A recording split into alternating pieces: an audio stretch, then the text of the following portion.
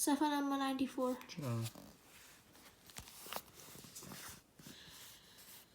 أعوذ بالله من الشيطان الرجيم. بسم الله الرحمن الرحيم. لا يستوي القاعدون من المؤمنين غير أولي الضرر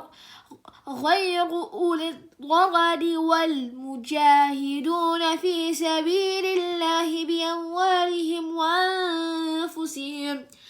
فضل الله المجاهدين بأموالهم وأنفسهم على القاعدين درجة، فكلا وعد الله الحسنى.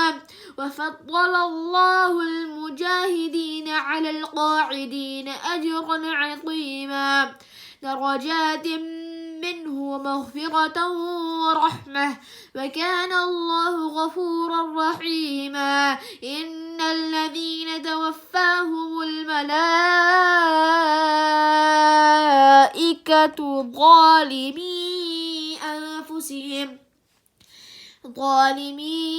أنفسهم قالوا فيما كنتم؟ قالوا كنا مستضعفين في الأرض. قالوا ألم تكن أرض الله واسعة فتهاجروا فيها، فأولئك مأواهم جهنم وساءت مصيرا.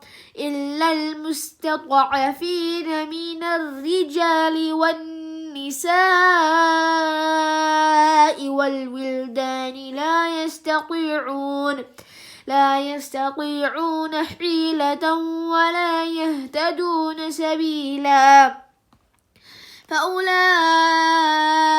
عسى الله أن يعفو عنهم، وكان الله عفوا غفورا. ومن يهاجر في سبيل الله يجد في الأرض مراغما كثيرا وسعة. ومن يخرج من بيته مهاجرا إلى الله ورسوله ثم يدركه الموت فقد وقع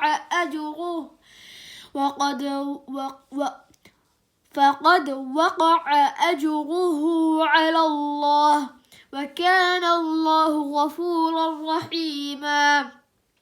وإذا ضربتم في الأرض فليس عليكم جناح أن تقصروا من الصلاة إن خفتم أن يفتنكم الذين كفروا، إن الكافرين كانوا لكم عدوا مبينا. صدق الله العظيم.